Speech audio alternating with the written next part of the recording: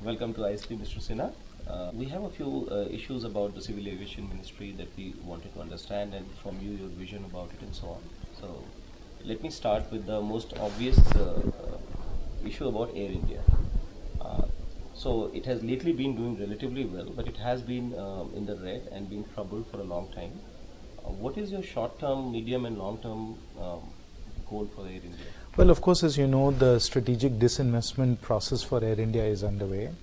The Cabinet has taken an in-principle decision for the strategic disinvestment, and the Cabinet Committee for Economic Affairs has constituted an alternative mechanism to actually ensure that the process moves forward smoothly. We are just at the stage of appointing a transaction advisor.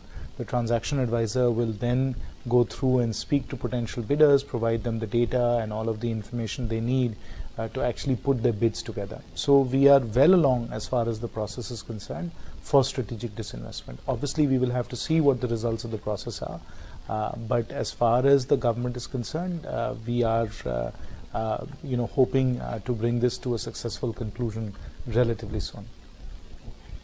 And one of the really nice initiatives that the government took was about this regional connectivity through UDAN, and like we were earlier discussing about these helicopters and services to remote areas. What has your experience been so far about that? We've had a very successful rollout of UDAN. UDAN stands for उड़े देश का आम नागरिक, और माननीय प्रधानमंत्री जी ने कहा था जब उड़ान का हमने उद्घाटन किया था शिमला में कि हमारा लक्ष्य है कि हवाई चप्पल वाले भी हवाई जहाज पे बैठें, हवाई चप्पल वाले भी हवाई जहाज पे बैठें. And the thinking is that, flying, if you look at most developed countries, is something that everybody does. It's become very affordable, it's become very convenient. And so the goal with UDAN is to make flying very affordable and to ensure that Tier 3 and Tier 4 towns that are not connected right now are connected to the aviation network. In 75 years of civil aviation in India, we had only 75 operational airports. With UDAN and the bidding that has happened with UDAN, we have been able to add 30 additional airports to the aviation network in 1 year. So while we were operating at the rate of 1 airport a year, in this year, this is 2017, we will add 30 new airports to our aviation network. We will go from 75 operational airports to 106 operational airports. You all should do a case on UDAN. Now, the reason why UDAN has been so successful is because we've thought through very carefully from the point of view of an airline, what is going to make it attractive for them to set up flights in Tier 3 and Tier 4 towns. And these Tier 3 and Tier 4 towns are not small towns. I mean, we have Ludhiana, we have Jalandhar, we have Gwalior, we have Kanpur, we have Jamshedpur, we have Mysore. These are the kinds of towns that we are connecting through UDAN. In any other country in the world, they would have 20, 30, 50 flights a day. We're talking about adding a flight or two a day to these very large cities. Kanpur is a city of 30, 40 lakhs, and imagine it didn't have any flight service. So we had to create an appropriate policy package that would motivate airlines to add flights here, and that's what we've done. The policy package operates at multiple levels. First, we have the support of the state governments in doing so, which was vitally important. And because we have the support of the state governments, we have reduced taxes on aviation turbine fuel in these UDAN airports from typically 30 to 40% to just 3%. So if you refuel in Mysore, you are going to pay 3% in taxes. Airport charges have been waived. So when you fly into Mysore and you don't pay any airport landing charges, you don't pay for police, you don't pay for fire. And when you land back in Chennai, which is the Mysore-Chennai connection that I just kicked off 2 or 3 days ago, you don't pay any airport charges in Chennai as well. So we waived that off also. Then the other thing that we've done is we have provided viability gap funding. We've put a price cap. We've said for an hour of flying, you can't charge more than 2,500 rupees, and 50% of your seats have to be within that price cap. And you have to now bid for the subsidy level that you want. 2,500 is the max. And so people have bid for how much subsidy they want for 50% of their seats. What we found is that a lot of airlines have bid for very low subsidies, and I'll tell you why. Because the final thing that we've done, which has made it very attractive, is to provide a 3-year exclusivity. So if I win Delhi Kanpur, which is what SpiceJet did, they get a 3-year exclusive to fly Delhi Kanpur. And that, of course, was very attractive to them. And this 3-year exclusive was so valuable that they in fact bid zero subsidy to fly Delhi-Kanpur.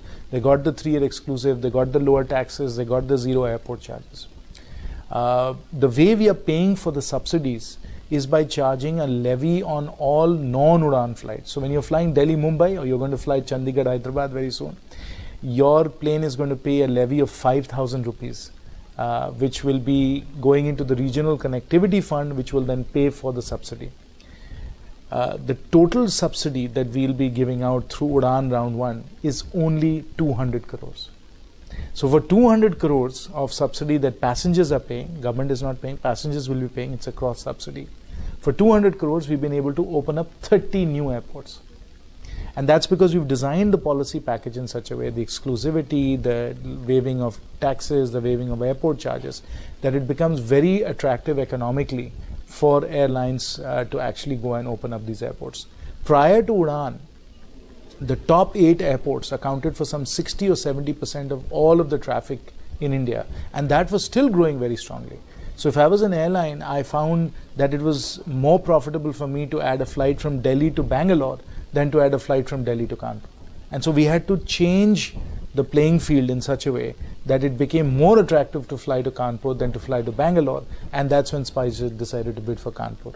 So we had to, the policy package was designed in a way so that we could change their economics. And we did that because we truly understood exactly what the economics of flying are, what their business models are, and how to actually provide appropriate incentives so that this would happen. I mean, this is clearly a game changer, no doubt about it. What has been the biggest challenge that you have faced in this whole process of getting it off the ground? There were many challenges. I would suggest that one of the more important ones was to make sure that all the states are on board. But now virtually every single state has signed an MOU with the Ministry of Civil Aviation so that they would provide the necessary support, that is the waiving of the taxes, the waiving of some of the airport charges. And because we wanted them to have ownership of it, they are paying for 20% of the subsidy. 80% is being paid for passengers, 20% are being paid by the states, because we wanted them to take ownership of this. So getting the states on board and having the states think in this very sophisticated, nuanced way about changing the incentives for airlines was something that took us a lot of work. The second thing that took us a lot of work was to ensure that all the airports were functional and ready and had passed all the DGCA and safety requirements so that we could launch these 30 airports very quickly, and we were able to get through all of that. The third was obviously to persuade airlines. Initially, the airlines actually filed a lawsuit against UDAN saying that we couldn't charge them a cross subsidy. But we convinced the airlines that it was actually in their best interest to expand the network. This would mean more balanced growth across the network would grow, their hubs would grow, and this was actually in their own interest. And through a series of lengthy discussions with the airlines, I myself did a lot of those, we were able to persuade them. Now they've withdrawn their court case and they're fully on board. And I would say that the biggest evidence that they are on board is the fact that Indigo, which is India's leading airline, has placed an order for 50 turboprop ATRs, which broke their business model because previously they were only flying jets, the A320s. They decided to change their business model because this is how important UDAN was, Tier 3 and Tier 4 connectivity was. They spent 10,000 crores, $1.5 billion to place an order for 50 ATRs. Similarly, SpiceJet has placed an order for 50 Q400s so that they can take advantage of UDAN as well. Jet Airways is coming into the picture. Alliance Air, which is an Air India subsidiary, already has 20 ATRs. So this whole regional aviation market has just exploded in size. So we have the national aviation market, which was the top metros. Now we have the regional market. And with UDAN Round 2, what we're trying to do is to get to the remote aviation market as well, get more flights into Kulu, get helicopters to the Valley of Flowers, get helicopters operating in the Northeast. And so in Round 2, which has just started, we have provided the subsidies and the incentives so that smaller planes and helicopters also get an appropriate amount of incentives so that we can get the remote market going as well. I mean, clearly this is, civil aviation is a very critical sector for the economy. Going forward, what are your priorities, say, until 2019 and later? Our priority, of course, is to ensure that we have a safe and secure expansion of aviation across the country. Today, this particular year, fiscal 18, we'll probably do 200 million passenger trips. We have doubled the size of the aviation market in the last 4 years, which is extraordinary. There's no other large market that's growing at the rate that India is growing right now. So we've doubled the market in the last 4 years.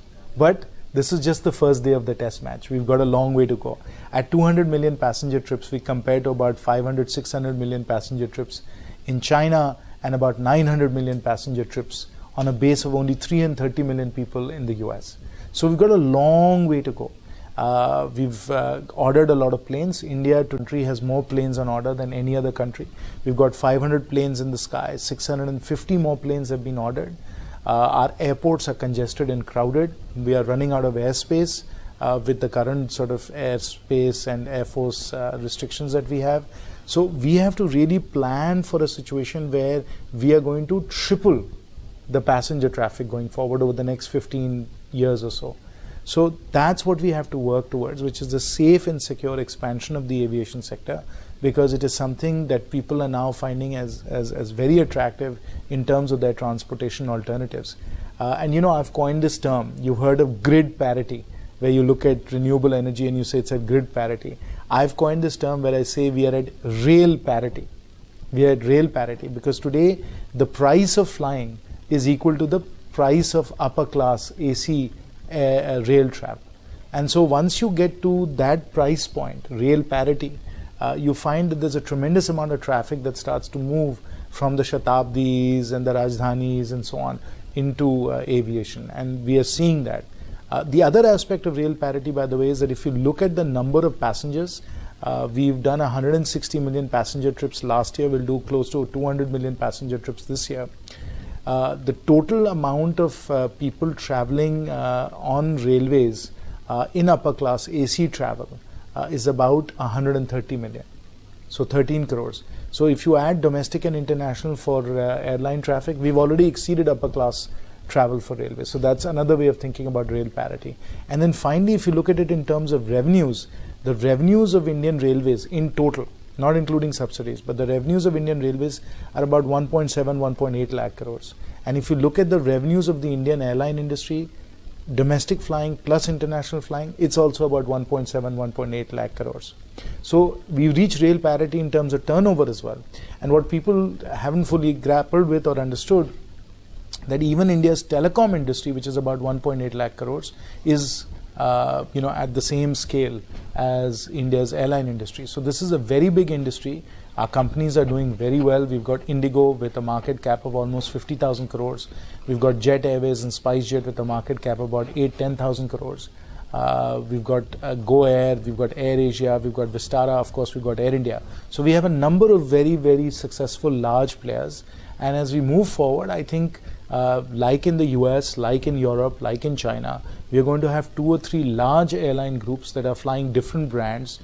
You can have a full service international carrier, you can have a low cost domestic carrier, you can have a regional airline. Each of these is different business models, different brands, and our airline groups are going to be the size of airline groups around the world. An American Airlines, international airline group that owns British Airways and Iberia, Singapore Airlines that owns Scoot and Singapore Air, all of that, and be 25, 30, $50 billion market cap companies. So it's a very exciting future that we see for our aviation industry going forward. So finally, one last question. I mean, under Prime Minister Modi's vision for New India that you see going forward, what do you see the role of civil aviation in that? Of course, it's a very attractive transportation alternative. We've got multiple transportation possibilities. Obviously, railways, we've got road, we've got waterways, we've got aviation as well. In any advanced, sophisticated economy, all of these different transportation alternatives are being utilized. Each of them has different strengths and weaknesses. So we think aviation will grow. Today, if you look at China, as I said, China is at 500, 600 million passenger trips, but they built out a fabulous high-speed rail network.